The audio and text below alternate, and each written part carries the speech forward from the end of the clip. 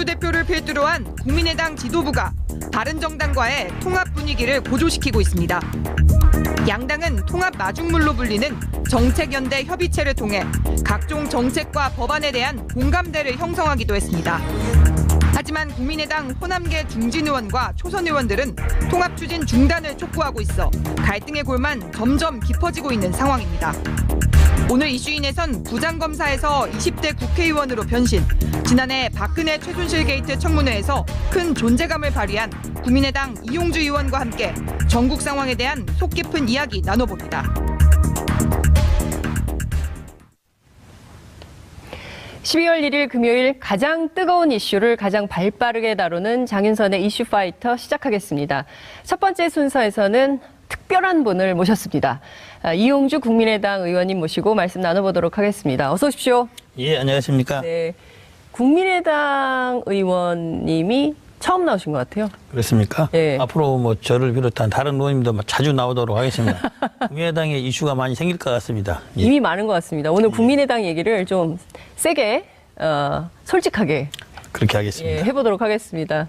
시청자 여러분들께서도 모두 함께 하실 수 있습니다. 지금 이 순간 페이스북 라이브로도 장윤선의 이슈파이터 함께 시청하실 수 있거든요.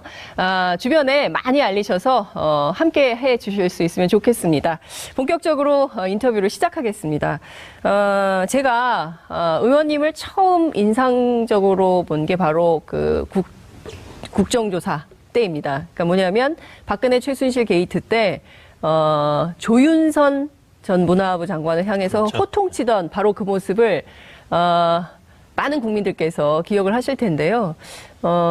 그때 좀 작정하시고 그렇게 하신 겁니까? 아니면 뭐 이제는 말할 수 있다, 그죠? 처음부터 그렇게 할 생각은 아니었는데요. 그래요? 네.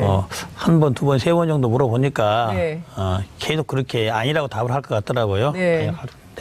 좀 더 물어보면은 답이 나올 것 같다는 느낌이 들어서 오늘 이걸로 좀 승부를 보자 했죠. 네, 요걸로 좀 승부를 보자. 그게 18번이었어요. 예. 그래서 18단 샤우팅이다. 이런 별칭이 붙었습니다. 마음에 드십니까? 올해도 제가 국회의원 생활 열심히 잘했는데 네. 올해 1년 한 것보다 작년 그때의 모습을 국민들께서 더 많이 기억해 주시고 계시더라고요. 그래서 아마 그게 가장 강렬을 했지 않았나라는 생각을 하고 있습니다. 예. 그걸로 굉장히 이슈가 많이 되셨어요. 그래서 이용주라는 전직 검사 출신의 국회의원이 정말 세게 호통치는구나. 정치는 저렇게 하는 건가? 뭐 이런 생각들을 국민들이 하시지 않았나 이런 생각이 좀 들기도 하는데요. 매눈. 국회에서도 이용주 의원 하면 매눈 이렇게 얘기를 해요. 아직 검사 티가 남아있다. 눈은 선량한데 얼굴이 좀 매같이 생겨서 그렇다. 눈은 선량한데 얼굴이 매다. 얼굴이 매다. 무슨 차이입니까? 눈과 얼굴이 다른 겁니까? 매도 네. 뭐 고기를 먹어야 살지 않겠습니까? 네. 선량한 매도 네. 먹기 위해서는 뭘 먹겠다는 것입니까? 세게 할 수밖에 없다. 세게 할 수밖에 없다. 조윤선 장관하고 인연이 좀 있으시죠? 있습니다. 좀 대학교 선배님이시하고 예. 또 국회 들어와서 네. 뭐 알게 됐지만은 네. 여러 가지 업무 관련해서도 제가 좀 도움을 받기도 하고 도움을 네. 주기도 하고 그랬었던 분이십니다. 네. 근데 뭐 1심에서 또 무죄가 났다 그랬더니 그러니까요. 마음이 더 덜컥했는데 네. 요즘 보니까 위증했다고 그래서 네. 다시 또 2심에서는 어떻게 결론이 날지 한번 지켜보고 있습니다. 예. 재구속 가능성도 있을까요?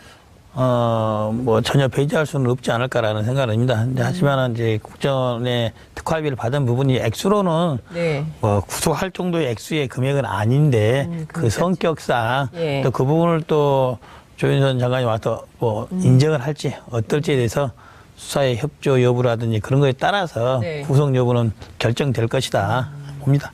예. 전직 검사의 감으로 볼 때 조 전 장관의 거취가 어떻게 될 걸로 보이세요? 이번에 오면은 두 번째 조사 받을 때는 자백할 것 같습니다.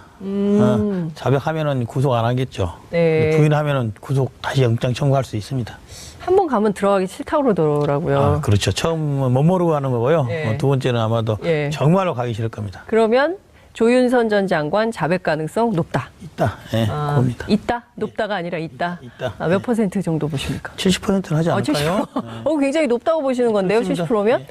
지금 뭐 다른 이제 박근혜 전 대통령에 대한 재판이 네. 그거 이제 막바지에 다다르고 있지 않습니까? 네. 그래서 여러 사람들이 이제 수사 초기와 달리 네. 많은 진술을 또 하기도 하고 그렇게 하고 있기 때문에 조윤선 장관도 있는 것은 그대로는 밝히지 않을까라는 생각은 듭니다. 예.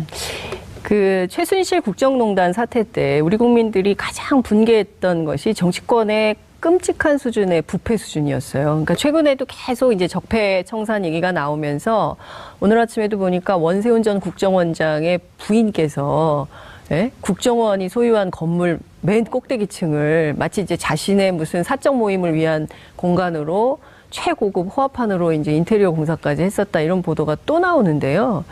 이 전직검사 출신의 국회의원 볼 때 어떻게 보십니까? 이게 부패라는 것이 도대체 이 나라 정치에서는 떠나기가 어려운 건가요?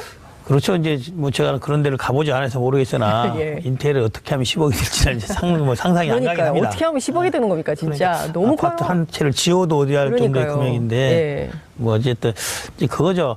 이제 감시받지 않는 권력, 견제받지 않는 권력 네. 그런 곳에 사각지대가 생기면은 네. 10억이 아니라 100억짜리도 할 수 있지 않겠습니까? 예전에 우리들이 기억하고 있던 익숙한 단어가 이제 안가.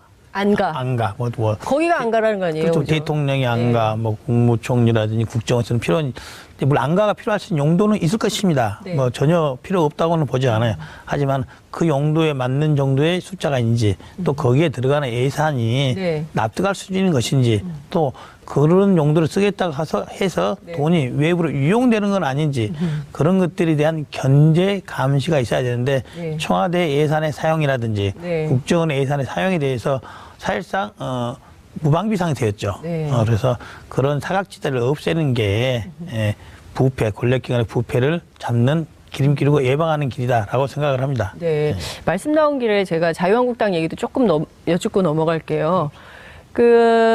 홍준표 대표도 사실은 성완종 전 회장한테 1억 원 금품 수수한 것 때문에 지금 1심에서는 유죄 받았지만 2심에서는 무죄, 그리고 지금 대법 계류 중인데요. 그렇습니다. 예. 이분의 또 녹취록이 또 한창 논란이 됐어요. 의원님 갖고 계시다면서요? 뭐 제가 국정감사기관에 녹취록이라고는 언급을 하지 않았습니다. 네. 녹취록이라고는 언급을 하지 않았는데 당시에 어떤 말들이 오고 가고 한 것을 알 수 있는 객관적인 자료는 있다. 네. 그래서 이제 그런 부분들을 당시 대검 국감이었기 때문에 네. 대법원에 대한 공소유지 서울고검에서 네. 할 때 좀 잘 좀 챙겨서 하라. 네. 그런 취지로 언급을 했었고 사실 그 이전에 법무부 국감 때도 네. 박지원 대표님이랑 같이 또 법무부 간부가 있는 상태에서도 그런 이야기 언급이 있었었어요. 이렇게 사적인 자리에서. 그리고 네. 그 이후에 마침 또 우리 서청원 예. 의원님께서 그런 말씀 하셔서 네. 뭐 공론화를 시켜서 그렇다고 한다면은 국감 때, 대검 법무부 국감 때, 대검 국감 때 예. 공소유지 차원에서 좀 챙겨봐라라고 언급을 한 거죠. 근데 그 뒤에 보면 이제 홍준표 현 대표님께서 네. 그 뒤로도 또 말이 또 한 두 번 좀 바뀌셨지 않습니까? 이제 뭐 생활비로 했다는지 네. 어쨌다는지 월급으로 다시 대체했다는지 그렇죠. 예. 또 그 관련해서 또 원혜영 또 당시 원내대표하고 네. 돈이 좋는지 안 좋는지 관련해서 또 기억의 착오다. 네. 기억의 착오다라는 그런 또 새로운 또 조어를 만들어내셔서 네.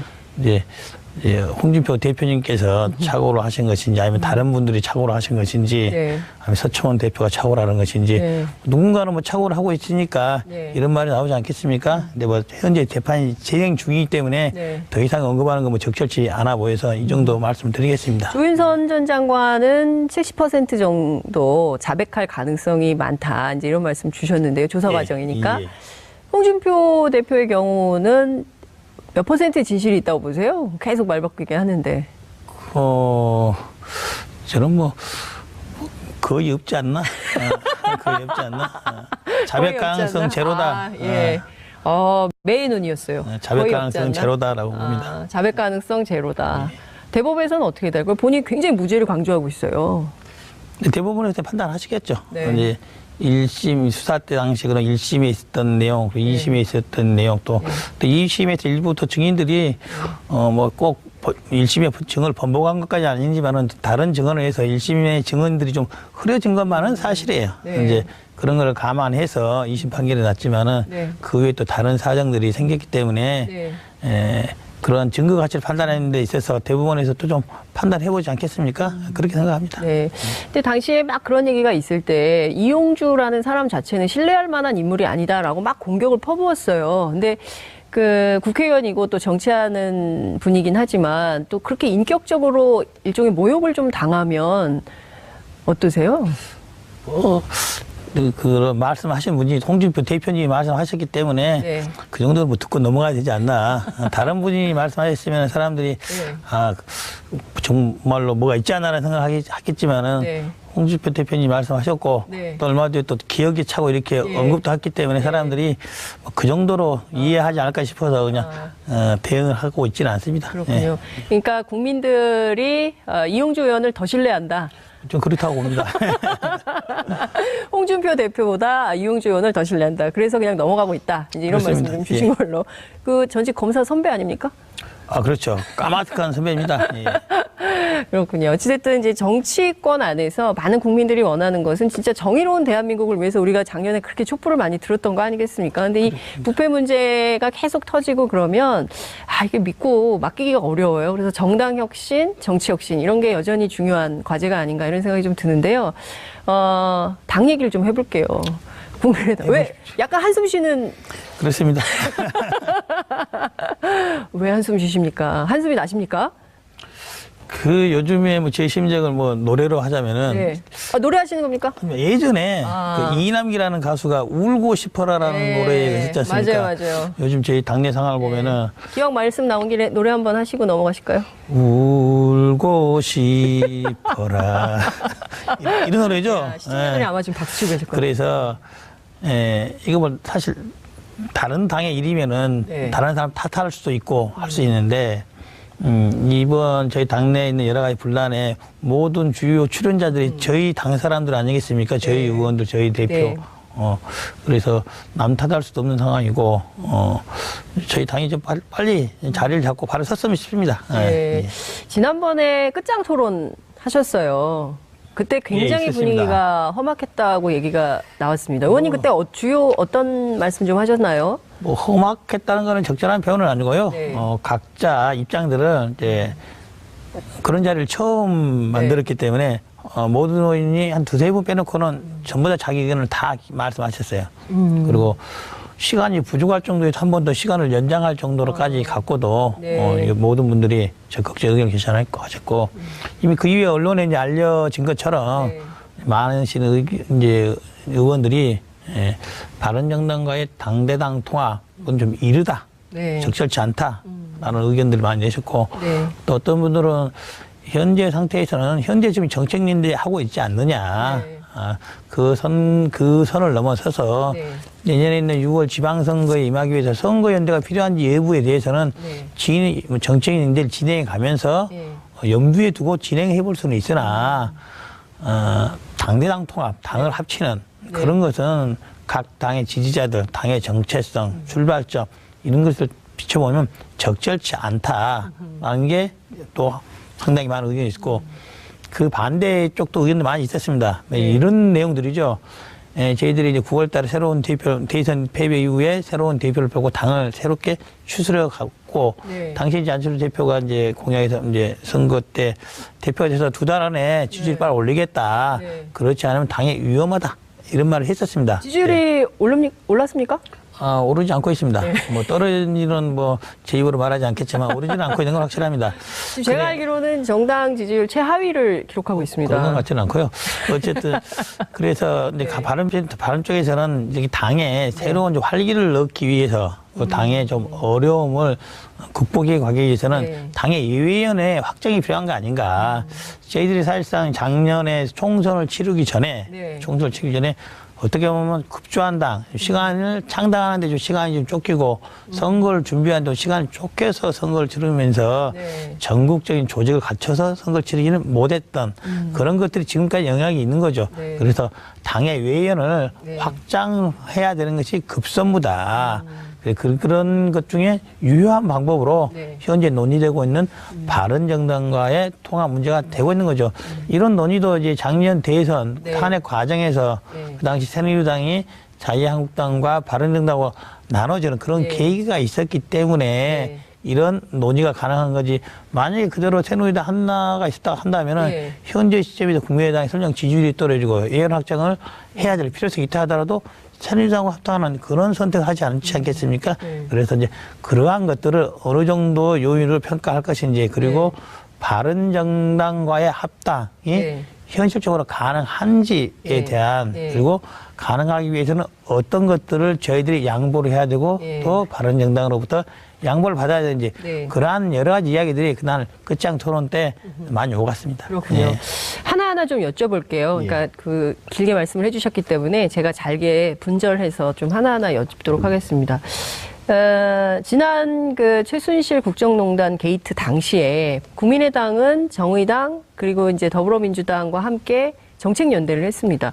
그동안의 노선을 볼 때 국민의당의 노선은 바른정당이나 자유한국당보다는 민주당이나 정의당하고 노선을 좀 정책 비전을 좀 같이 해온 거 아니냐. 그렇다고 보죠. 이제 몇몇 정책을 빼놓고는 사실 이제 바른정당이나 그 국민의당 그리고 더불어민주당 심지어 당시에 새누리당 지금의 자유한국당조차도 정당의 분류로 보면 거의 다 또 보수 정당에 속하여 있는 겁니다. 정의당조차도. 그래서 정책의 차이는 크게 없었던 것이고 몇몇 정책 빼놓고는 지금 더불어민주당, 정의당, 국민의당이 한쪽으로 묶인 것은 당시 여와 야에 이렇게 구별이 됐던 거죠.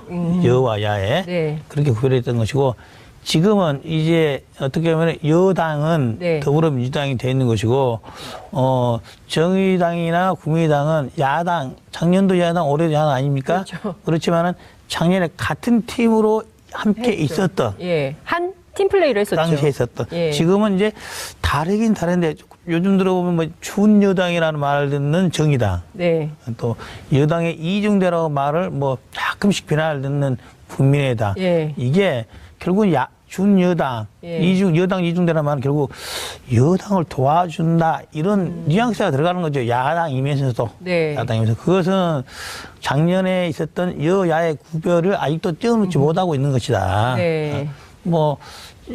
지금 새누리당이 자유한국당과 바른정당으로 나눴지 않습니까? 그런데 이제 지금도 자유한국당과 바른정당은 다른 당 같지만은 당시의 여당이었고 지금의 야당으로서 소위 같은 팀으로 묶여있는 그런 모습이 있는 거죠. 그래서 바른정당 내부에서도 바른정당은 국민의당 이쪽보다는 같은 야당이지만은 자유한국당 쪽하고 더 가까운 거 아니냐는 내부의 논의가 있어서 1차 탈당, 2차 탈당이 있었던 거 아니겠습니까? 저는 그런 식의 생각은 지금도 유효하다고 봐요. 그래서 지금 있는 나머지 11명 중에서도 몇 분은 더 갈 수 있어서 다른 정당이 조만간 한 자릿수 정당이 되지 않을까라는 생각을 합니다. 지금 보면 국민의당이 좀 이렇게 그 정책, 비전 그리고 당의 정체성 그리고 또 지지층 뭐 이런 것들을 좀 종합해서 분석해서 입장을 좀 정해야 될 것 같긴 한데 입장을 정한다면 이거죠. 우리 지지자들을 또 예전의 지지자들 또 지금의 지지자를 본다면은 어떻게 보더라도 민주당 지지 성향이 강한 사람이 바른정당 지지 성향보다 많은 것은 사실입니다. 근데 반면 당의 외연 확장성 측면에서 본다면은 우리들 국민의당을 지지하고 있는 민주당 성향의 지지자들을 우리 당으로 끌어들여서 외연 확장하는 것은 좀 어려운 거죠. 왜 그러냐면은 현재 민주당 정부가 잘하고 있지 않습니까? 민주당 정부가 잘하고 있다고 보십니까? 잘하고 있다고 합니다. 잘하고 있기 때문에 그 성향의 사람들을 우리 당 쪽으로 국민의당 쪽으로 끌어오기는 조금 어려운 상태는 시기적으로는 뭐 몇 년, 1년에 2년에 민주당 정부 잘 못하게 되면 그때 또 하면 되는 것이고 반면 바른정당에 있는 지지자들 사람들은 일단 자유한국당과 선을 그어놨기 때문에 저희들이 외연 확장의 측면에서는 설득할 대상은 적겠지만은 설득당할 가능성은 좀 크다. 그래서 저희 당내에서도 외연 확장이 하나의 방법으로서 바른정당의 지지자들과 뭐 힘을 합치거나 정책 연대를 하거나 선거 연대도 못하게 해볼 수 있는 근거가 되는 거죠. 네. 예. 근데 이제 외연 확장이 이제 정치, 특히 이제 내년에 지방선거가 있기 때문에 선거를 앞두고 외연 확장을 하는 것은 모든 정당이 이제 하려고 하는 그 시도인데요. 문제는 당의 정체성, 앞서 말씀 주신 대로 민주당 성향 그리고 호남의 지지를 이제 전폭적으로 국민의당이 받고 있는데, 이를테면 유승민 바른정당 대표가 제안한 것은 그 호남 지역에 기반한 문제, 그리고 또 하나는 이제 김대중 전 대통령의 햇볕 정책, 이 두 가지에 대해서 뭔가 좀 해결이 필요한 난제처럼 짚었어요. 근데 이것을 이 문제를 어떻게 해결할 수 있는 거냐, 그렇죠. 그 얘기를 좀 먼저 그렇습니다. 여쭙겠습니다. 이제 뭐 가볍게 그 말을 이제 다른 식으로 대답을 하면 이거죠. 네, 지금 국민의당 지지자들 네, 설령 안철수 대표의 네. 통합 방안을 지지하는 사람들조차도 네, 양당을 합당을 해서 유승민이 대표가 되는 것을 받아들일 수 있겠냐 이거죠. 안철수 대표의 바른정당 통합 논의를 받아들인 사람조차도 네. 통합 이후 그 두 통합된 하나에 된 정당의 대표로서 유승민이 와서 대표로서 활동하는 걸 받아들일 수 있겠냐? 네. 아니라고 생각을 하는 거예요. 아니다. 아니다. 예. 아닐 것이다. 예, 예. 아닐 것이다. 예. 그렇다고 한다면은 실질적인 논의가 이루어지기 어렵다는 거죠. 그러니까 기본적으로 그 외연 확장을 위해서 두 당이 합쳐서 하나의 당을 만든다 하더라도 한 지붕 두 가족이 될 수밖에 없다. 그렇죠. 예. 예, 그리고 그 두 가족은 하나로 합치기가 어렵다. 예.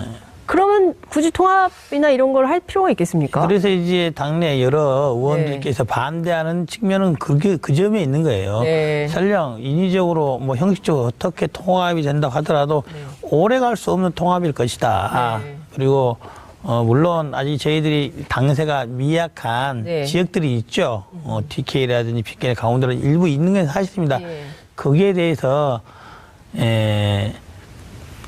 꼭 바른정당과의 합당을 통해서 위원 확장을 해야만 하는 것인가? 네. 뭐 쉬운 말로 하면은 설령 바른정당과 합당을 한다 해서 네. 내년 지방선거에서 TK에서 저희들이 뭐 지방자치단체장을 얻을 수 있다고 기대하기는 어렵지 않겠습니까?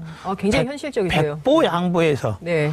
뭐 광역의원 아니 시의원, 군의원 정도 한두 석 어떻게 하면 얻을 수도 있을 것입니다. 네. 하지만 이쪽에서 한두 석 얻어서 다른 데서 마이너스 13개를 한다면은 네. 실리로도 네. 득이 안 되는 선택이다. 그렇죠. 예. 그렇다고 한다면은 저희들이 취약화 예언 확장을 시간을 두고 네. 자력 경쟁을 하면 되지 않겠나. 저희들이 올해 초에 그런 네. 말을 했었어요. 네. 자강론, 대선 과제 자강론 네. 스스로 네. 강해져서 대선도 독자적으로 뛰고 하자. 저는 그런 주제가 아직도 사라지지 않았다고 봅니다. 가능성이 있다고 보는 거죠.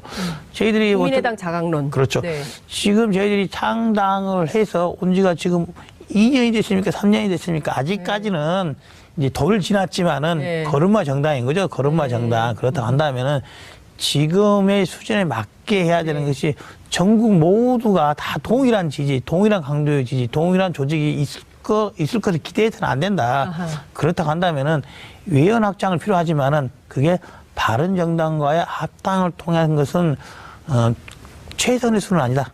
최선의 수는 아니다. 앞서 바른정당의 의원들이 추가 탈당이 또 있을 거다라고 예상을 하셨어요. 지금 예. 1차, 2차. 근데 이제 홍준표 대표가 문을 열고 닫는 것은 집주인 마음인데 그렇습니다. 집주인은 나다 이러셨거든요. 그렇습니다. 이제 네. 그래서 저는 없을 거라 생각했는데 뭐 어제 그제 뭐 네. 몇몇 또 추가. 들어보니까 한 3명 정도가 또 나가. 갈 것이다라는 말이 돌더니 여의도에. 예, 어제 또 홍준표 대표가 직접 그런 말 하셨어요. 정문은 닫았지만 새길은 열려 있다.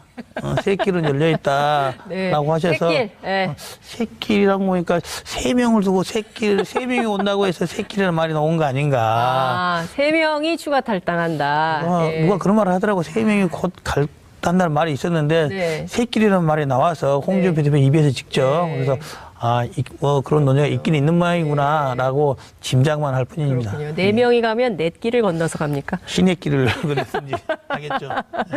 말씀 주신 대로 3, 4명이 더 추가 탈당을 하게 되면 바른정당의 외연은 더 축소가 됩니다.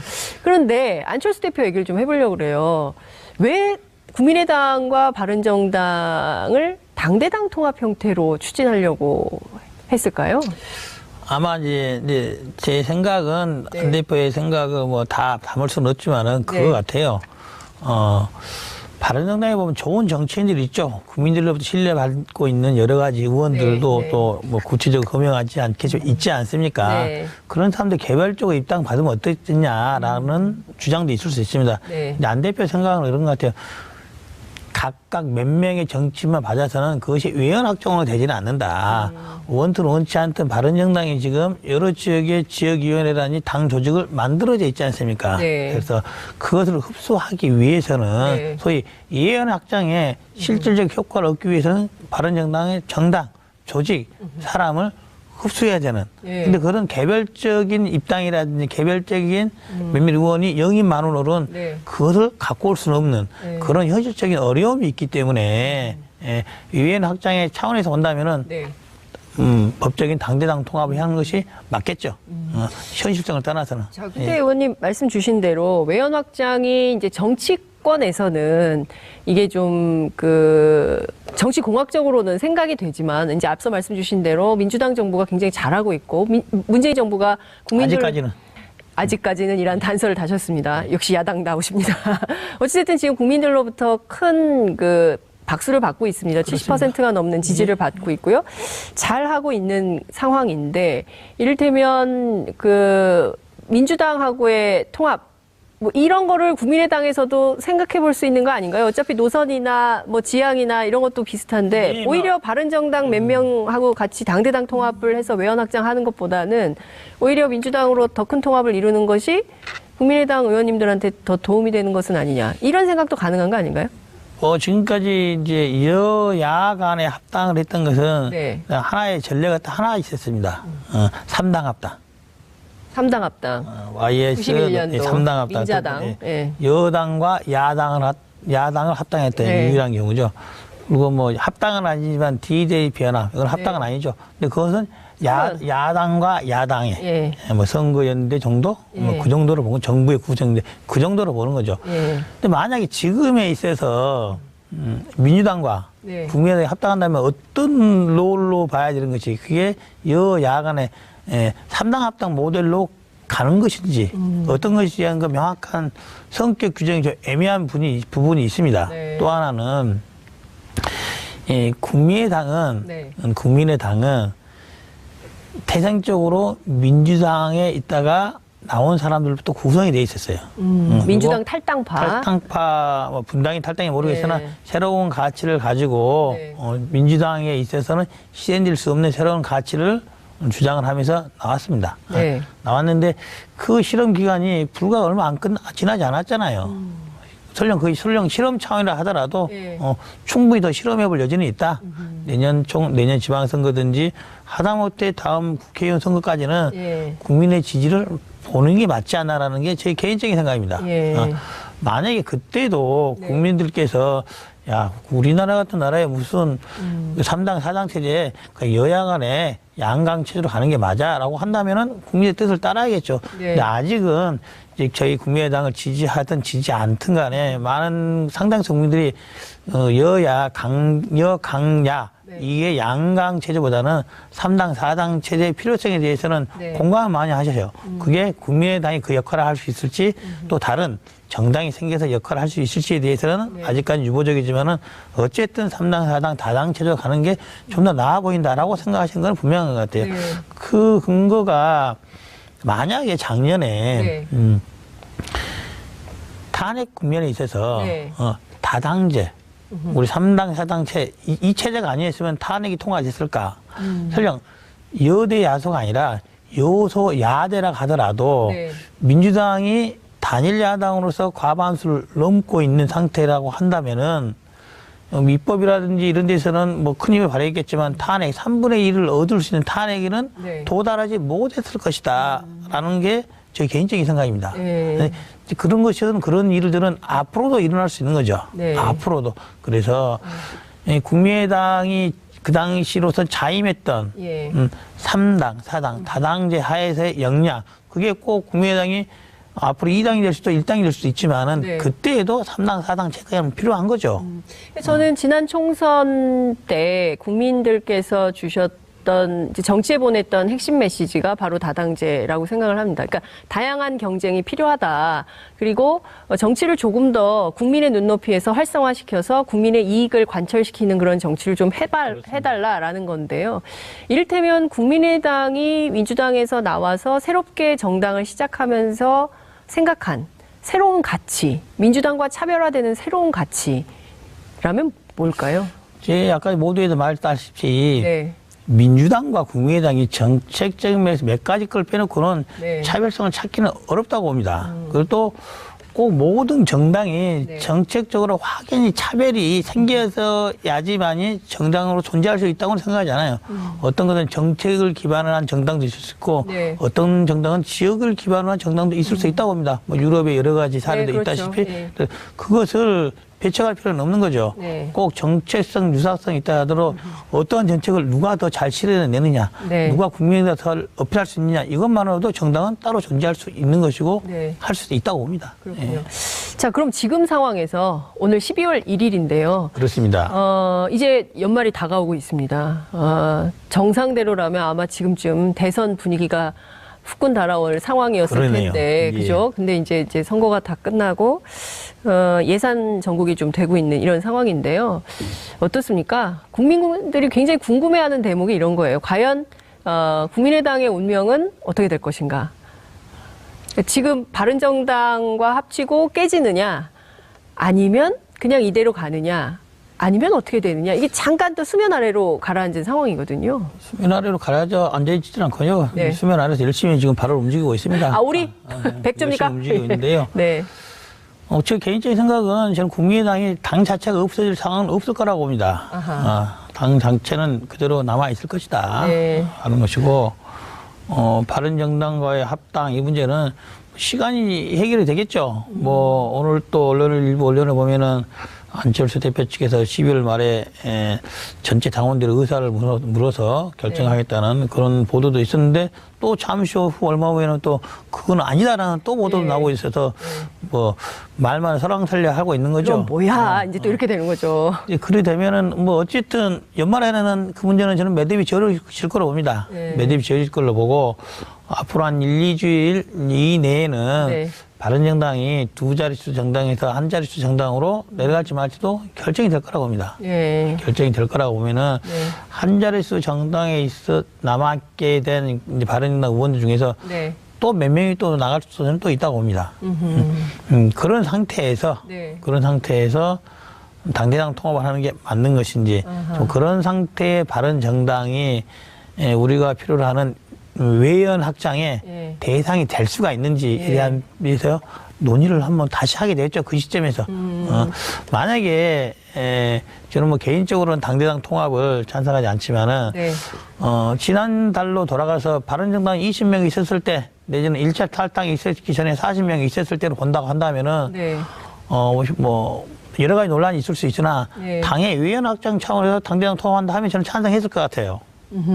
그 정도의 사람, 그 정도의 세력이 한다면은 네. 당대당으로 통합해서 외연을 확장해서 뭐 두 정파가 다시 그 한 당내 경쟁을 하겠지만은 네. 한번 해볼 가치는 있지 않나라는 생각을 합니다. 하지만 지금의 시점에 있어서 네. 20명도 교섭선정 끊어지고 11명이 불과한다 한다면은 네. 그리고 앞으로도 또 한 자릿수가 된다 한다면은 당대당 통합을 통해서 얻고자 하는 네. 외연 확장의 효과는 제한적일 수밖에 없다. 제한적인 효과를 얻기 위해서 너무 많은 것을 희생할 수는 없지 않나라는 게 제 생각입니다. 그렇군요. 지금 전반적으로 의원님 말씀을 종합해 보면 과도하게 당대당 통합을 하는 것은 현 단계에서 좀 무리가 있다. 그리고 국민의당의 노선과 정신을 지키면서 어찌됐든 좀 아직까지 실험이 끝나지 않은 그렇죠. 더 해봐야 되는 그렇습니다. 그런 국민의당의 노선을 좀 가져가야 된다. 결과적으로는 자강론, 국민의당 그렇죠. 스스로 좀 더 강해져서 한국 정치에서의 좀 어쨌든 캐스팅 보트 역할을 하는 그런 역할을 좀 캐스팅 보트가 아니라 우리 당이 여당이 될 수도 있죠. 일야당이 될 수도 있고, 일야당, 예. 될 수도 있고, 여당이 될 수 있으나 네. 그런 상태에서도 국내 정치가 양당이 아닌 3당, 4당 여러 당이 함께하는 네. 그렇게 되면서 개별 정당의 힘이 약화돼야지만이 예. 국민들이 편하게 되죠. 정당 자체도 뭐 청와대나 검찰, 국정뿐만 아니라 그 못지않은 권력기관이 있기 때문에 네. 권력을 나누고 줄이는 차원에서라도 다당제가 필요하다는 거죠. 알겠습니다. 지금 이제 시간이 다 돼가지고요. 아유, 너무 시간이 빨리 갔어요. 벌써 38분 10초 지나고 있는데요. 네, 예. 할 얘기가 아직도 더 많은데 걱정입니다. 예산 정국이에요. 예. 많은 국민들께서 올 예산 어떻게 될까, 특히 이제 그 일자리에 대해서, 경제 문제에 대해서 걱정하고 관심 많은 국민들 굉장히 많으시거든요. 법사위 야당 간사이시기도 하신데요. 예산 어떻게 될 걸로 전망하십니까? 그렇습니다. 예산에 대해서도 뭐 사실상 오늘이 네. 이제 부의를 해야 되는 날이죠. 네. 국제 선진화법에 의해서. 근데 뭐 무슨 연유인가 국회의장께서 하루 정도 뭐 열을 주시고 하루 내일을 미뤘더라고요. 네. 뭐 그럴 수도 있다고 봅니다. 근데 그 말은 원활한 예산 협의가 안 되고 있다는 거 아니겠습니까? 여러 가지 이유가 있을 텐데, 저는 가장 큰 책임은 뭐 야당도 있겠지만 제일 큰 책임은 여당에 있는 거죠. 청와대 여당에 있다. 왜냐하면 국정을 책임지고 있기 때문에 야당을 설득을 해서 어떻게든 설득을 해서 예산안을 관철시키고 또 조정할 수 있는 권한은 의무는 여당에 있는 것이니까요. 근데 뭐 대개의 경우 중에 다는 뭐 일치할 겁니다. 몇 가지. 예를 들면은 공무원 증원이라든지 네. 그리고 최저임금 보존을 어떤 식으로 보존할 것인지 네. 여러 가지 몇 가지 사안들이 있죠. 네. 그런 큰 주제들에 대해서 합의가 안 된 거죠. 근데 이제 제가 그 협상에 직접 관여하지는 않고 있으나 네. 물론 여당의 주장도 일리는 있습니다. 대선 이후에 네. 첫 예산을 그렇습니다. 통과 안 시켜주는 게 어디냐, 정치도에 맞느냐, 네. 그것을 안 해주겠다는 건 솔직히 대선 결과를 불복하는 것과 똑같은 거 아니냐라는 주장을 하시고 있어요. 그런데 뭐 그런 주장이 전혀 틀리다고는 보진 않으나 네. 대한민국에서는 이제 예산을 편성하고 하는 것은 정부 청와대가 할 일이지만은 그것을 감시하고 견제하고 하는 것은 또 어떤 항목에 예산을 쓸 것인지 여부는 네. 국회가 결정하도록 헌법이 정하고 있는 거예요. 또 이제 야당의 역할이 있는 것이죠. 그래서 문재인 정부가 지금까지 잘하고 있답니다. 하지만은 공약상으로 해서 모든 걸 첫 해에 다 해야겠다. 1, 2, 3, 4, 5 다 해달라. 이 중에 하나라도 빼면은 응하지 않겠다라고 협상장을 박차고 나가는 그런 자세로서는 야당을 설득할 수 없고, 이건 단순히 여당, 야당 문제가 아니라 행정부, 청와대 대통령과 국회와의 관계라는 것을 본다면 적절치 않다. 어떤 부분에 있어서는 1, 2, 3, 4, 5라고 한다면 몇 개 정도는 양보를 해서라도 받아낼, 네. 합의를 이루어낼 자세가 있어야 되는 거죠. 지금 상황에서 이제 자유한국당 제1야당이니까요. 자유한국당이 이제 주장하는 바대로 하는 것보다는 국민적 눈높이에서는 최저임금 10,000원 시대로 가야 되고, 또 어렵게 일하는 소방공무원, 특히 이제 사회복지 관련된 그 공무원들 늘리는 거, 이거 국민들이 동의하고 있는데 동의합니다. 오히려 야당이 또 반대하는 거 아니냐? 전혀 이런. 그렇지 않습니다. 뭐 자유한국당 입장을 모르겠으나 국민의당 입장을 본다면은 필요한 현장에서 소방 그렇죠. 인력, 예. 경찰 인력 찬성, 그걸 반대하지는 않습니다. 그건 다 찬성하는데 네. 그 다음에 있는 내역들이 많은 거죠. 예를 들면은 일부 부분에 있어서의 뭐 공무원이 과대 배분된 데 인덱스에서는 그 부분을 줄이고 아하. 해야 돼. 네. 행정부 내부에서 조정할 수 있는 부분을 조정한 그 계획서에 따라서 나머지 필요한 부분은 해주겠다는 거예요. 네. 근데 그거를 정부가 계획서를 안 내고 있는 거 아니겠습니까? 디테일에서 차이가 있다. 그렇죠. 그건 협의 조정이 좀 필요하다. 그렇습니다. 그런 두 번째, 아까 최저임금 부분 중 네. 저도 10,000원 타당하다고 봅니다. 네. 그것을 이제 우리 문재인 대통령께서 임기 3년 차까지 하기로 했고, 네. 내가 그 1단계로서 내년에 7천 얼마 올리기로 했는데, 네. 문제는 그거예요. 그것을 국민들의 눈치에서 본다면 최저임금을 국가의 예산으로 노동자라든지 근로자가 아니라 사업주한테 보전하는 네. 형식으로 주는 게 문제라는 거죠. 소위 최저임금 생활하는 그 대상자에게 지원하는 게 아니라는 겁니다. 지금 그 정부의 안은. 네. 그 사람을 고용하고 있는 사업주에게 주겠다는 거예요. 예. 그래서 방식이 잘못됐다. 직접 지원을 해야 된다. 직접 지원을 하려면. 하든지 그런 네. 방식을 어떻게 집행할 것인지를 가져와야지만 네. 이용할 수 있는 것이지 사업주에게 주는 방식은 적절치 않고 또 하나는 알겠습니다. 이 방안이 지속 가능해야 되는데 네. 1년 하고 말 거라고 한다면은 그러면 안 되죠. 지금 정부안은 내년 1년 하는 겁니다. 내년에 하고 그 다음에는 그 지원 안 하는 거예요. 지속 가능성이 보장돼야 그렇다면 돼요. 지속 가능한 방안을 이번에 예산을 설령 5년에 나눠서 5분의 1씩 5년에 나눠준다 하더라도 지속 가능한 방안을 내야 되는 것이 올 1년 주고 그 사람들 내년 그 업체를 내년 지원 안 한다 한다면 무슨 의미가 있겠어요. 그건 좀 어려울 것 그런 같습니다. 의미에서 우리 문제점을 제기하고 있는 겁니다. 알겠습니다. 너무 오랜만에 처음 나오셔가지고 할 얘기가 너무 많은데 시간이 부족해서 아무래도 저희가 다시 한번 더 모셔야 될 것 같습니다. 그래 다시 한번 좀 모셔주시고요. 28회 시간을 좀 늘려서 많은 이야기할 수 있도록 해주셨으면 좋겠습니다. 네, 20파이터 시간을 늘리자. 이걸로 결론을 내는 겁니까? 그렇습니다. 오늘 말씀 정말 잘 들었습니다. 이명박 박근혜 정부 국가정보원이 저지른 범법행위 정황이 속속 드러나는 가운데 대선 개입 혐의 등으로 징역 4년형을 선고받은 원세훈 전 국정원장에 이어 박근혜 정부 때의 남재준, 이병호, 이병기 전 국정원장 모두 사법 처리 받을 위기에 몰렸습니다.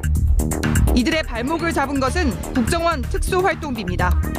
원 전 원장의 경우 거액의 특활비를 사적으로 사용한 의혹을 받고 있고 박근혜 정부 국정원장들의 경우 특활비 수십억을 청와대에 상납한 혐의를 받고 있습니다.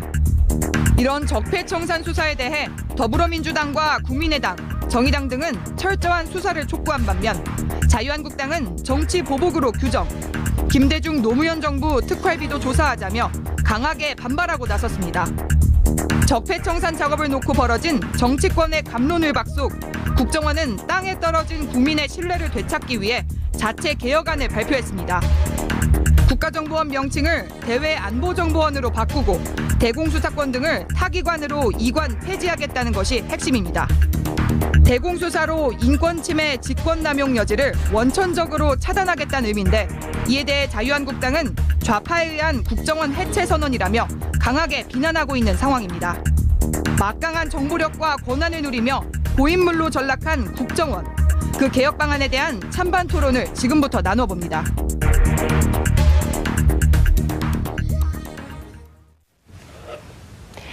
장윤선의 이슈파이터 이번 순서는 아주 뜨거운 토론의 자리를 마련했습니다. 문재인 정부가 추진하고 있는 적폐청산을 두고 정치 보복이다 이런 논란이 계속 커지고 있는데요. 이 주제에 대해서 두 분의 전문가 모시고 함께 토론해 보도록 하겠습니다. 한 분 한 분 소개해 올리도록 하겠습니다.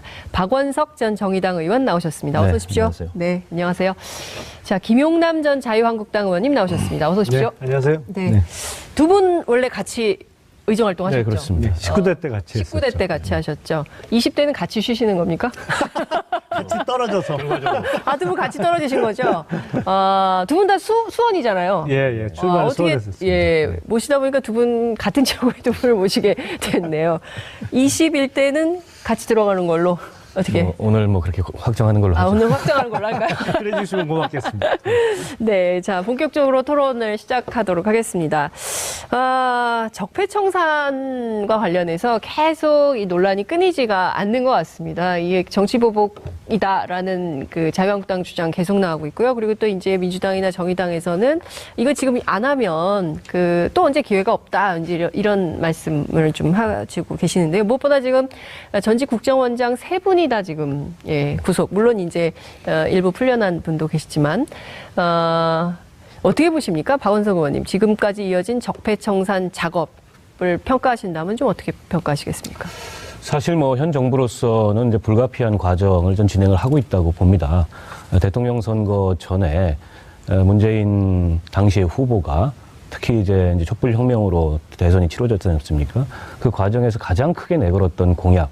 이 바로 이 적폐청산이었고, 다만 이제 그 범위와 또 방법과 그 다음에 목표와 또 실질적인 어떤 성과와 이런 점에 있어서는 여러 가지 평가할 측면들이 있겠습니다만 불가피한 과정이 진행이 되고 있고, 국정원만 하더라도 국정원이 61년에 중앙정보부로 최초로 출발을 했지 않습니까? 그렇습니다. 그 반세기 넘는 과정에서 여러 가지 아무튼 문제들이 있었어요. 그런 문제들이 누적돼서 총체적인 이 국정원의 문제가 지금 드러나고 있기 때문에 이거를 뭐 그 대충 덮고 넘어가거나 내지는 적당히 하는 척하고 넘어갈 수 없는 게 지금 현재 국내 여론이고 또 이 정부가 발딛고선 그런 정치적 기반이기 때문에 저는 뭐 불가피한 과정을 가고 있다고 봅니다. 의원님 어떻게 보십니까? 글쎄, 뭐 역대 정부가 새로 시작하면서 대부분은 부정부패 척결을 내걸었습니다. 그래서 이제 지난 정권 때 이루어졌던 일 중에 뭐 뇌물이라든지 아니면 횡령과 같은 중한 형사범죄를 저지른 사람들을 형사처벌하는 예가 많이 있었죠. 네. 근데 대부분은 이제 부정부패 척결이라는 명목으로 행해졌는데 네. 요번엔 좀 명칭이 바뀌었어요. 적폐청산. 네. 그러니까 부정부패는 그 말 그대로 범죄를 뜻하는 것이죠. 사실은 뭐 부정부패하면 대표적인 범죄가 뇌물, 그걸 뭐 국고 횡령 이런 겁니다만 적폐는 약간 아리송합니다. 이게 반드시 범죄를 저지른 형사범에 한정되는 것이냐? 그건 아니고 어떻게 보면 과거에 쌓였던 적폐, 뭐 범죄가 아니더라도 척결해야 된다는 의미를 좀 보다 넓은 의미를 포함하고 있거든요. 뭐 표현하기에 따라서는 적폐청산은 어떻게 보면 따르지 않는 반동분자 척결하고 비슷하게 들릴 수도 있습니다. 그런 의미에서 보다 광범위하고 넓게 지금 행해지고 있죠. 근데 법리적으로도 과거에는 사실은 특수활동비는 법리적으로 좀 문제가 있습니다. 왜냐하면 특수활동비는 예산을 받을 때도 총액 심사만 합니다. 네. 그리고 결산을 할 때도 총액으로만 결산을 하죠. 네. 뭐 명목상으로는 정보나 수사활동, 기타 이제 뭐 국정 운영에 네. 필요한 비용을 뜻하는 것으로 되어 있습니다만 네. 항목을 전혀 나누지 않고 금액으로만 총액 심사한다는 의미는 그 기관에게 믿고 맡긴다는 의미예요, 사실은. 그러니까 어디다 쓰는지 묻지 않겠다는 의미거든요. 네. 그러니까 네. 그것이 적어도 공적인 목적을 위해서 쓰인다면 문제 삼지 않겠다는 의미로 특수활동비가 항상 배정이 됐던 네. 것입니다. 그런 의미에서 그 부분에 대해서는 지난 정부에서는 문제 삼지 않았어요. 적어도 그게 개인적인 착복이 아닌 한은. 네. 근데 지금은 그게 기관에서 기관으로 옮겨진 것 자체가 지금 상납이고 뇌물이다. 이런 논리로 수사가 이루어지고 있기 때문에 또 그런 논리로 지금 과거 정부의 국정원장 2명이 구속돼 있고 또 1명은 뭐 형사재판을 네. 받아야 되는 처지에 처해 있습니다. 이런 의미에서는 너무나도 광범위하고 새로운 논리로 진행되고 있는 일종의 정치 보복이다. 이렇게 규정할 수 있을 것 같습니다. 네. 자, 지금 그 김용남 의원께서는 이게 뭐 반동분자 척결 뭐 이런 식으로까지 굉장히 적폐청산이라는 것이 광범위하게 뭐 통용되는 거 아니냐, 이런 식은 부정부패로 좀 축소해서 해야 되는 거 아니냐, 이런 말씀 주셨습니다. 박원석 의원님 반론하시겠습니까? 뭐 그런 건 아니고요. 네. 사실 이 적폐청산이라는 말을 최초로 썼던 분은 박근혜 전 대통령입니다. 특히 공공기관들 개혁을 얘기하면서 이게 누적된 적폐가 있고 이 적폐를 청산해야 된다, 이런 용어를 썼어요. 그래서 적폐청산이라는 용어가 지금 진행되는 과거의 잘못된 관행과 구조와 제도와 네. 또 뭐 부패 문제 이런 것들을 개혁하는데 정치적으로 이게 적실한 용어인지에 대해서는 의견이 다를 수 있을 것 같아요. 네. 저도 그 점에 있어서는 적폐청산이라는 용어에 대한 피로도가 좀 생길 수 있겠다. 네. 네, 이런 의견이 있습니다만, 그러나 지금 이 정부가 진행하는 네. 이른바 이제 개혁 이 추진 작업이 과연 뭐 정치적 반대자들 내지는 말 안 듣는 사람들 손보기 이런 차원인가? 저는 그렇지는 않다고 봐요. 말 안 듣는 사람 손보기 차원이라면은 없는 문제를 만들어 가지고 뒤집어 씌운다거나 이래야 되는데, 국정원 특수활동비 문제만 하더라도 네. 맞죠? 지금까지 특수활동비라는 게 꼬리표가 없는 그런 돈이었습니다. 근데 그 자체도 문제였고, 그러나 적어도 그 돈이 특수공작비라는 명목으로 사용이 되려면 네. 정당한 목적에 정당한 방법으로 사용이 돼야 되는데, 이게 청와대로 가져가가지고 대통령 사금고처럼 전형이 되거나, 그리고 이른바 문고리들이라고 하는 사람들이 그걸 개인적으로 전형하거나 이런 사실이 드러났는데, 이게 그 특수활동비가 목적을 묻지 않는, 용도를 묻지 않는 돈이라 그래서 이런 명백한 어떤 위법과 부정에 대해서까지 눈을 감고 넘어갈 수는 없는 거지 않습니까? 때문에 지금 자유한국당에서 이 문제를 가지고 정치보복이다라는 프레임을 자꾸 말씀을 하시는데 국민적 설득력이 없어요. 최소한 정치보복이라는 얘기를 자유한국당에서 그렇게 얘기했을 때 거기에 공감하고 이 동의하는 국민들이 좀 있고 그래야 이 여론이 형성돼서 뭔가 지금 이 문재인 정부가 추진하는 이런 적폐청산의 속도에 영향을 미칠 텐데 전혀 국민적으로는 거기에 동의하지 않습니다. 자유한국당만 광야에다가 그렇게 떠들고 있는 거예요. 이제 과거에 적폐청산을 얘기할 때는 말씀하신 대로 그야말로 제도 개혁, 뭐 과거에 잘못됐던 관행이 있었으니까 그것을 새롭게 고치자, 뭐 투명성을 높이자 이런 차원에서 추진이 됐습니다. 그런데 지금 얘기되고 있는 적폐청산은 무슨 적폐가 지적이 되면 바로 뭐가 들어가냐면 검찰이 됐든 경찰이 됐든 압수수색이 들어갑니다. 예를 들어서 지금 소위 공영방송 이사를 바꾸는 문제로 이제 뭐 한참 시끄러웠습니다. 근데 그 이사 중에 전 정권에서 임명됐던 이사들이 사직을 거부할 경우에 하는 게 뭡니까? 어디에 압수수색해갖고 하다못해 법인카드 사용 내역이라도 뒤져서 어떤 거 보니까 뭐 김밥 2,500원 이거 개인적으로 사 먹은 거 아니냐 그러면서 KBS에 뭐 이사님 지금 문제 삼고 있어요. 2,500원 김밥 한 줄 사 먹은 것 같고 이거는 누가 봐도 적폐청산이라는 미명하에 이루어지고 있는 정치 보복이고 이 정권의 어떤 공영방송이 됐던 어느 분야가 됐던 장악하는 작업의 일환이지 이게 무슨 어떤 과거에 이루었던 과거 정부에서 이루어졌던 부정부패 척결하고는 완전히 다른 차원으로 보입니다. 네. 근데 이제 물론 보기에 따라서 그런 과한 요소들이 있을 수 있다고 생각하고 검찰권이 지나치게 이 과정에서 행사되는 게 꼭 바람직한지에 대해서는 저도 뭐 의견이 있습니다. 왜냐하면 적폐청산이라는 건 두 가지 차원이 있다고 생각해요. 하나는 인적청산의 문제일 거고 하나는 이제 제도개혁 내지는 구조개혁, 시스템개혁의 문제인데 첫 번째 과제에 있어서는 뭐 검찰권이 일정하게 개입될 수밖에 없는 요소들이 있죠. 또 그 과정에서 누적된 부정부패나 또 법을 위반한 문제나 이런 것들이 지금 국정원 사례에서 보이듯이 나타난다면 그럼 뭐 검찰권이 개입될 수밖에 없는데 그러나 궁극적인 적폐청산의 목표는 어쨌든 다시는 이런 일들이 그 재발되지 않고 그리고 이 국가기관, 공적기관들이 그 설립된 설립 취지나 법의 목적에 맞지 않는 그런 행동을 하지 않도록 하는 그런 근본적인 개혁 아니겠습니까? 그거는 사실은 국회에서 이 법제도 개혁을 통해서 또 여야가 협의하고 합의를 통해서 해결해야 될 문제인데 이 검찰권의 지나친 행사라는 게 그런 어떤 정치 영역에서 국회 영역에서 정상적인 토론과 합의를 불가능하게 하는 수준으로 작용을 하고 있다면 그 점에 대해서는 한번 좀 경계하고 주의할 필요가 있다고 생각합니다. 지금 진행되는 적폐청산의 작업 자체가 그러니까 검찰이 과도한 수사, 그러니까 특히 이제 압수수색을 통해서 일종의 망신 주기, 뭐 이런 것들이 문제다. 그래서 사실상 정치보복을 하려고 하는 거 아니냐, 이제 이런 의혹을 가지고 자유한국당에서는 보고 있는 건데요. 실제로 드러난 사실에 대한 비판, 이런 거는 어떻게 보십니까?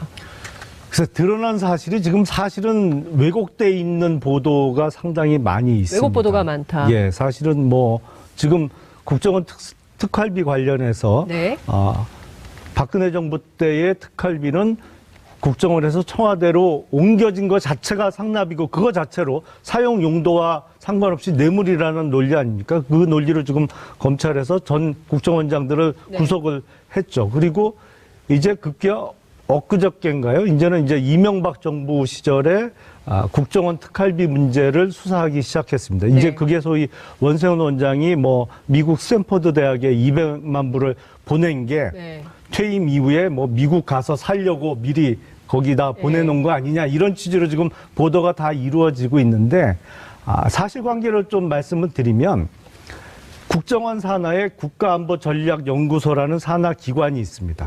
거기하고 스탠퍼드하고 일종의 MOU를 맺습니다. 그래서 국가안보전략연구소에서 200만 불을 스탠퍼드의 그 투자 계좌에 집어넣고 그 거기서 운용 나오는 수익금으로 매년 그 스탠퍼드 산하에 있는 아시아 태평양 연구센터에서 한반도 안보 관련한 포럼을 개최하는데 비용을 쓰기로 했습니다. 그리고 그 국가안보전략연구소에서 스탠퍼드 투자 계좌에 집어넣은 돈은 만기 7년 후에는 다시 국정원에서 그러니까 그 산하 기관이 국가안보전략연구소에 찾아올 수 있게 한 것이거든요. 투자 협정을 맺은 것이거든요. 사실관계를 네. 말씀드리면. 근데 이걸 마치 무슨 이명박 때도 국정원 특활비가 미국으로 보내져서 원세훈 원장이 퇴임 이후에 그거 갖고 미국 가서 집 살려고 했던 거 아니냐. 근데 지금 언론 보도는 다 그런 식으로 이루어지고 있어요. 그런 사실관계도 있지만 또 원세훈 원장의 부인께서 또 국정원 건물을 사유화했다 이런 비판도 또 나오고 있거든요. 그러니까 이게 한두 건이 아니거든요. 그거는 사실관계를 확인해 봐야겠습니다만 제가 알고 있는 한은 스탠퍼드 대학에 보내준 200만 불은 만약에 지금 언론 보도대로 그게 원세훈 원장이 퇴임 이후에 미국에서 그 돈을 빼서 쓰려고 했다면 미국에 있는 스탠퍼드 대학이 일종의 돈 세탁에 협조하기로 했다는 건데 이게 가능한 얘기인가요? 공식 투자 계좌에 들어간 거고 MOU 협정도 맺은 겁니다. 그리고 그 투자 명의도 원세훈이라는 개인 명의로 들어간 게 전혀 아니에요. 근데 문제는 검찰이 그런 내용을 제가 보기엔 알고 있습니다, 이미. 왜냐하면 그 문제에 대해서 지난 박근혜 정부 때 남재준 국정원장 시절에 감찰실장이었던 장호준, 지금 구속돼 있는, 딴 건으로 구속돼 있는 장호준 검사장이 국정원 감찰실장으로 근무하면서 그 문제를 스크린을 해봤거든요. 그래서 이게 아무 문제가 없다. 그래서 문제 삼지 않고 종결을 했던 사안이거든요. 그러니까 장호준 검사장은 이미 구속이 되어 있습니다만 그동안에 수차례에 걸쳐서 검찰에 가서 이런저런 조사를 받으면서 충분히 알 수 있는 내용이거든요. 네. 그럼에도 불구하고 그런 내용을 다 덮고 마치 이게 국정원 활동 특활비를 또 횡령한 사례처럼 네. 지금 보도를 일종의 검찰에서 흘리고 있는 거는 아니, 여기 중요한 거는 네. 어쨌든 검찰이 공식적인 발표를 한 바가 없어요. 근데 이제 그런 추측성 보도들이 검찰에서 흘렸는지는 모르겠습니다만 나오고 있는 거고 지금 딱 집어서 그 스탠포드 대학에 건너간 200만 달러 국가안보전략연구소를 통해서 그건 맞습니다. 그렇게 건너서 간 건데 이게 지금 검찰이 원세훈 원장을 불러다가 조사하고 있는 게 이 내용인지 근데 이 내용이라고 언론들이 보도를 내보내는 이유는 과거 얘기하면 문제됐던 적이 있습니다. 네. 그래서 당시에 스탠포드 대학에다가 기부자 명단을 공개하라 그랬더니 공식적인 요청이 아니고서는 공개할 수 없다 이러고 넘어갔던 적이 있어요. 근데 이게 지금 김용남 의원이 얘기한 것처럼 소명된 건지 그 소명된 거라면 이 자체로서는 뭐 범죄라고 볼 수 없겠죠. 아니면 지금 검찰에서 들여다보고 있는 지금 국정원의 특수활동비가 크게 두 가지 않습니까? 하나는 기관의 특수공작비가 있고 네. 그리고 원장 개인이 뭐 아무 제한 없이 쓸 수 있는 그런 네. 특활비가 있어요.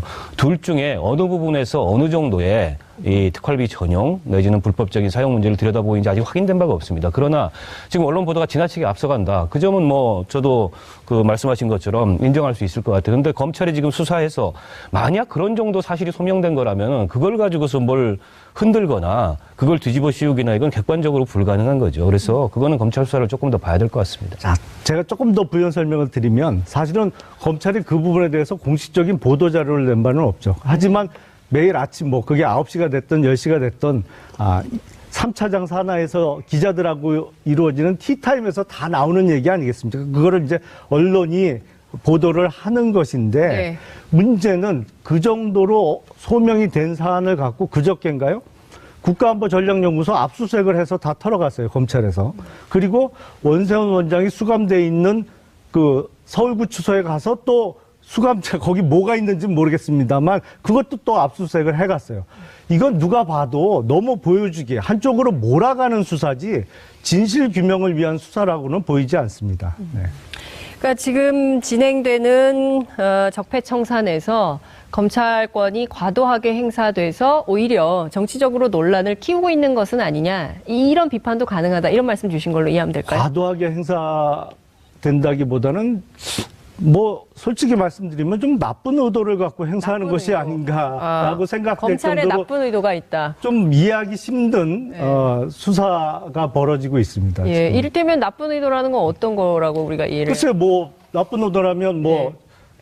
정권의 정치 보복에 일조한다는 뭐 목적을 갖고 수사를 한다든지 네. 그건 제 추측입니다만 네. 좀 정상적인 상황은 아닌 것으로 보입니다. 예, 네. 검찰에 나쁜 의도가 있다면 그것이 무엇인지 기자들이 좀 취재를 해봐야 될 것 같다는 생각이 좀 들고요. 어쨌든 원세훈 원장 문제에 넘어서 지금 또 하나 쟁점이 좀 되고 있는 것 중에 하나가 정치 개입 관련 된 것인데요. 국정원에서 이 관련해서 특히 이제 사이버 사령부 문제 때문에 김관진 전 그 장관이 구속됐다가 구속적부심을 통해서 풀려났습니다. 그다음에 이어서 임관빈 실장도 또 풀려났습니다. 그래서 원래 이제 그 영장 실질 심사를 했기 때문에 구속적부심을 굳이 하지 않아도 되는데 이런 절차를 통해서 풀려났다. 또 다른 의혹이 있는 거 아니냐 이런 쟁점이 좀 형성되고 있는데요. 요거는 박원석 의원님 어떻게 보셨습니까? 글쎄요, 사실 좀 납득하기 어렵고요. 왜냐하면 영장 실질 심사를 했고 그 뒤에 11일 만에 이제 적부심을 통해서 석방이 됐는데 네. 별다른 사정 변경이 없었습니다. 그런데 이제 석방을 했다는 거죠. 그래서 세간에는 여러 가지 의혹이 있어요. 네. 물론 이제 재판부의 판단이라는 것은 어쨌든 독립된 그런 직무를 수행하는 법관이 자신이 갖고 있는 법률적인 지식과 또 양심을 가지고 내린 판결이기 때문에 네. 그거에 대해서 뭐 인정하지 않을 수는 없죠. 그러나 좀 갸우뚱할 수밖에 없는 요소는 있습니다. 분명히 영장 전담 판사의 그런 실질 심사를 거쳤고 네. 그 사이에 뭐 별다른 그런 법률적인 사정 변경의 사유가 없는데 물론 이제 그 구속됐던 김관진 실장이나 김관진 장관이나 임관빈 전 실장이 뭘 쥐고서 뭐 어떻게 얘기를 했는지는 모르겠지만 그래서 그런 의혹들이 있지 않습니까? 그쪽에서 이대로 날 그냥 여기 냅두면 가만 안 있겠다라고 해서 이제 그런 것들이 움직여서 결국엔 구속적부심에 영향을 미친 거 아니냐 이런 의견도 있고 근데 똑같은 그 판사가 또 이광명 이 사이버 안보사령부 국방부 국정원 네, 이종명 이분에 대해서는 뭐 그냥 구속을 유지했어요. 근데 댓글 공작이라는 게 국정원이 하면 중하고 국방부가 하면 중하지 않고 이런 문제는 아니잖아요. 그래서 어떻게 보면 법원의 판단이라는 게 물론 앞서도 제가 전제했듯이 뭐 법원의 판단에 대해서 우리가 뭐 부정하거나 네. 그러면 오히려 문제가 더 커지기 때문에 인정한다 하더라도 다소 좀 이해하거나 납득하기 어려운 일관성이 없는 그런 모습을 보이고 있는 게 아닌가. 그 기용남 의원님 법조인이신데요. 어떻게 보셨습니까? 조금 오해가 있으신데 사실은 구속 적부심 제도는 네. 당연히 이제 실질 심사를 거쳐서 구속이 된 사람들이 적부심을 신청해서 다시 한번 심사를 받는 것이죠. 그리고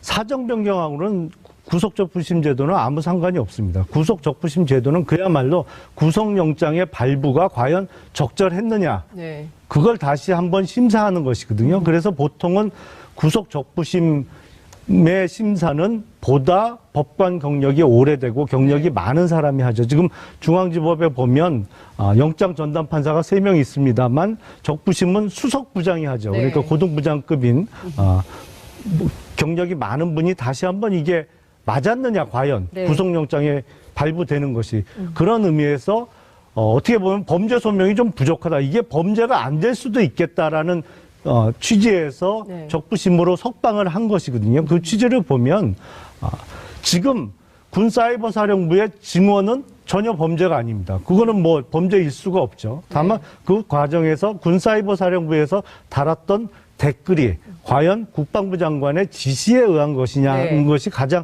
핵심의 관점인데 지금 검찰의 주장에 의해서도 사이버사령부에서 단 78만 개의 댓글 중에 약 8천 개 정도예요. 그러니까 한 1% 정도가 정치 내지는 선거 관여 댓글이라는 것입니다. 근데 달리 생각을 해보면 장관이 군사이버사령부를 향해서 야 이제 대선 총선이 얼마 안 남았으니까 선거에 영향을 끼칠 수 있는 댓글을 좀 열심히 달아봐.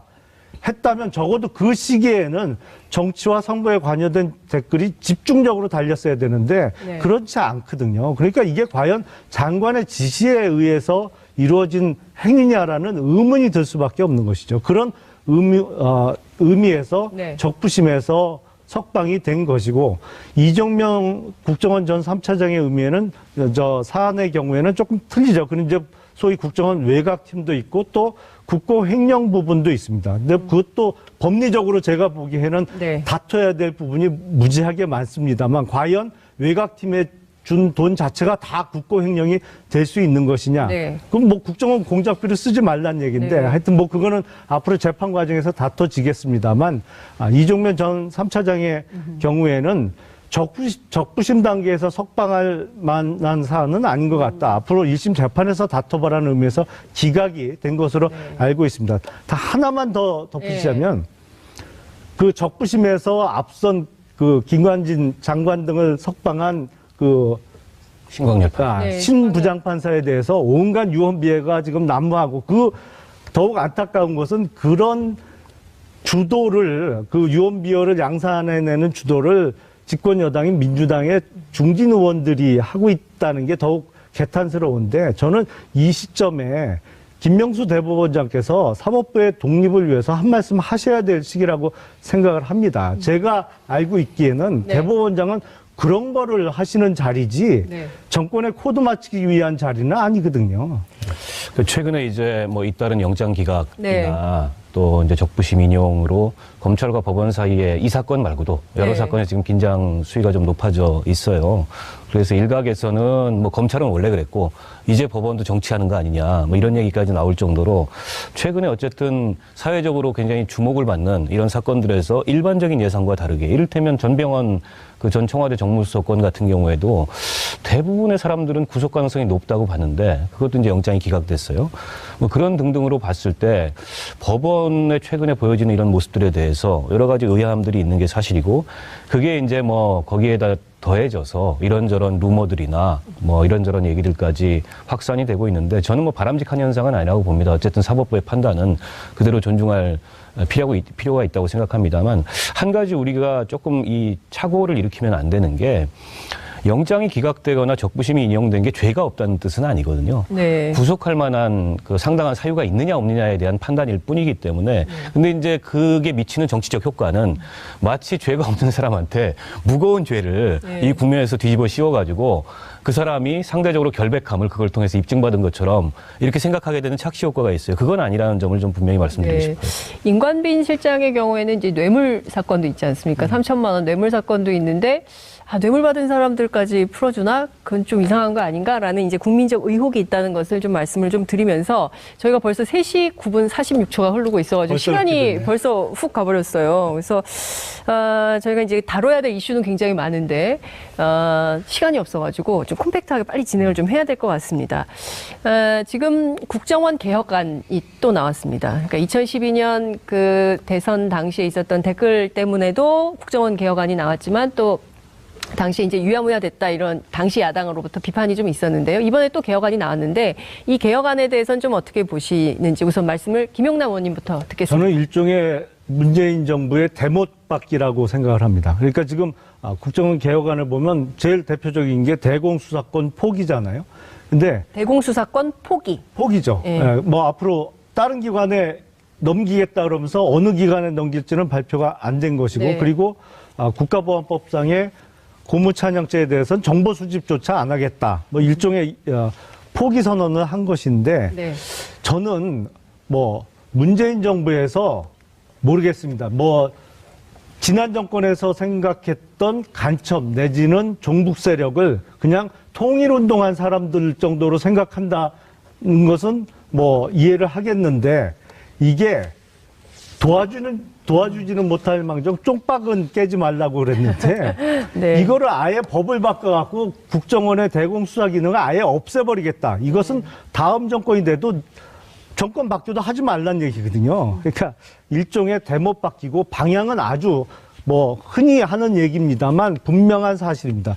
전 세계 유일한 분단 국가인 우리나라 상황에 전혀 맞지 않는 잘못된 대못받기라고 생각을 합니다. 네. 의원님 어떻게 보십니까? 박원석 의원님. 저는 뭐 정반대로 대못 뽑기라고 생각을 하고요. 대못 뽑기다. 예, 그동안에 이제 국정원이 과거의 중앙정보부 시절부터 전가의 보도처럼 휘둘러 왔던 이 국내 보안 정보에 관한 업무 또 대공수사권 네. 이게 사실은 그 어떤 그 법의 목적이나 취지대로만 행사된 게 아니라 정적을 탄압하고 그리고 국민을 감시하고 용공 사건을 조작하고 그리고 이번 이제 댓글 사건처럼 국내 정치와 선거에 개입하는 네.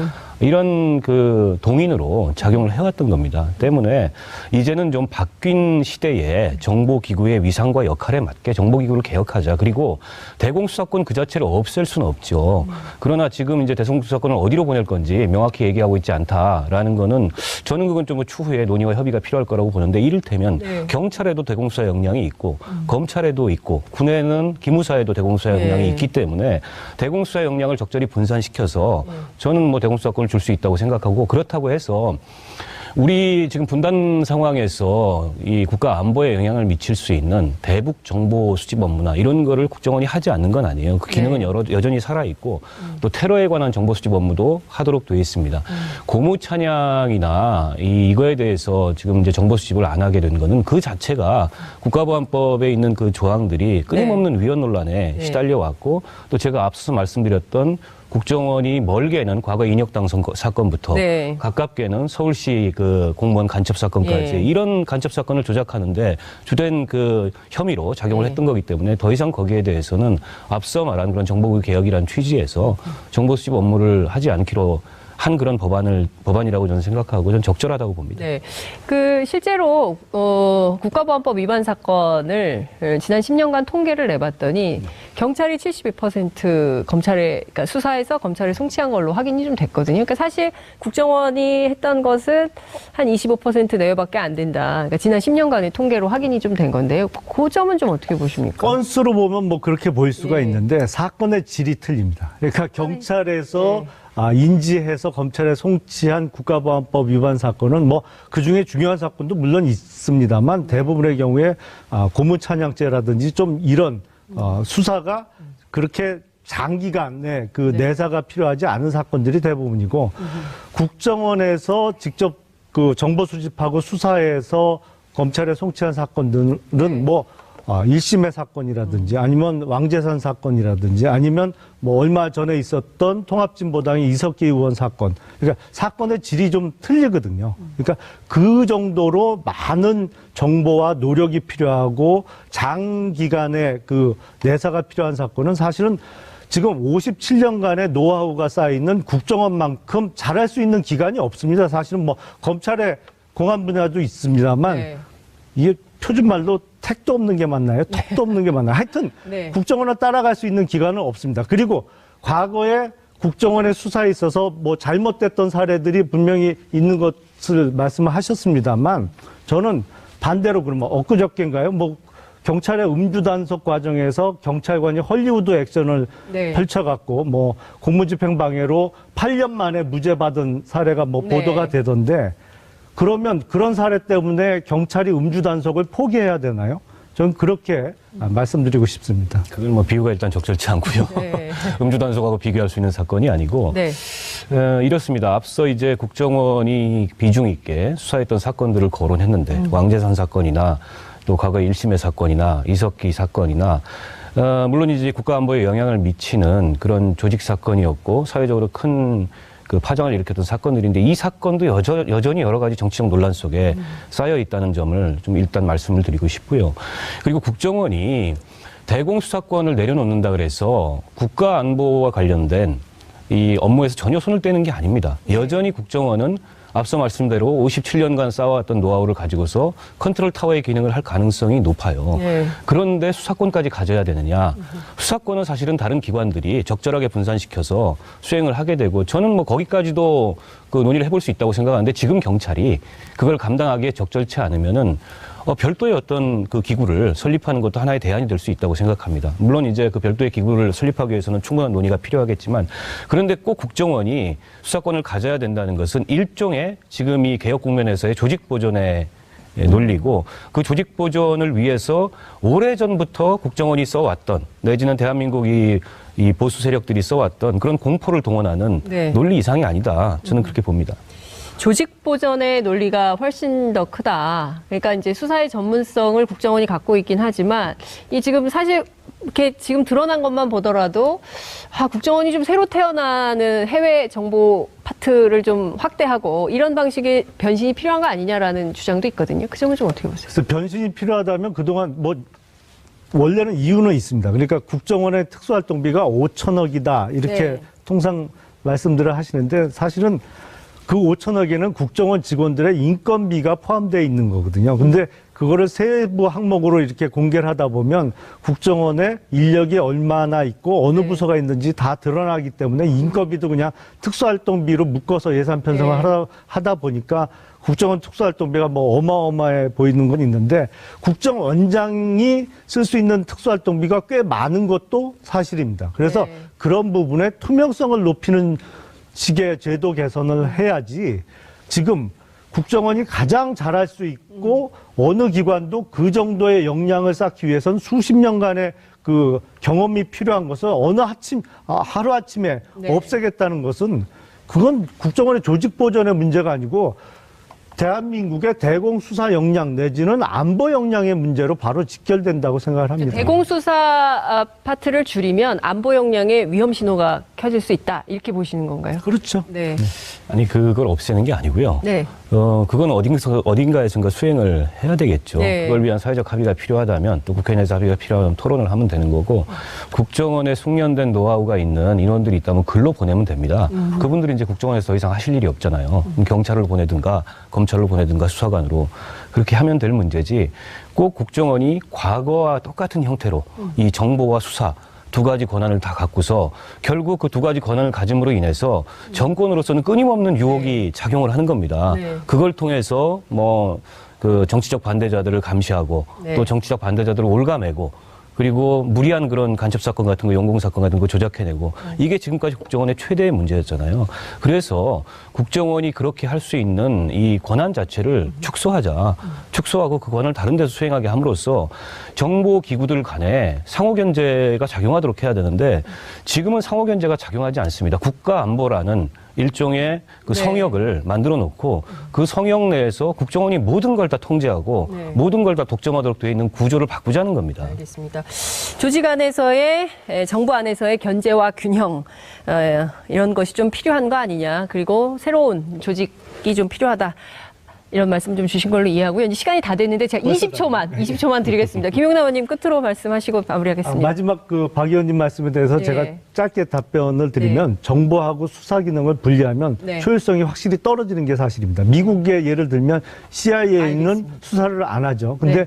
9.11 테러 이후에 그걸 통합할 수 있는 국가정보국장을 신설을 했습니다. 그래서 네. 효율성의 측면에서는 알겠습니다. 오히려 우리 체계가 시간이 낫다. 다 됐습니다. 아이고, 벌써 됐네. 알겠습니다. 아이들 시간이 부족합니다. 예산 문제도 많이 줄어들어서 예산도 좀 점검을 해봤으면 좋았을 텐데 저희가 거기까지 미처 다루지 못해서 다음 기회에 또 두 분 모시고 말씀 듣도록 하겠습니다. 오늘 말씀 잘 들었습니다. 고맙습니다.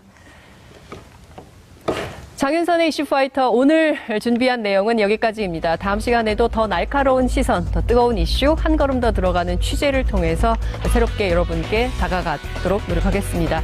저는 다음 주 금요일에 다시 찾아뵙겠습니다. 고맙습니다.